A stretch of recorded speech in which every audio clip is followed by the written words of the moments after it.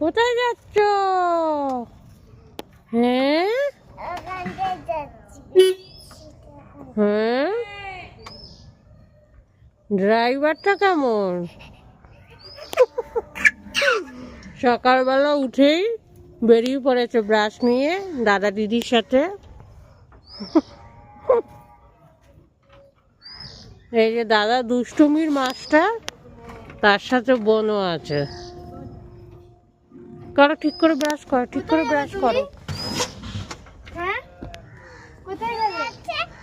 হ্যাঁ না, তোমরা যাও, আমি যাবো না।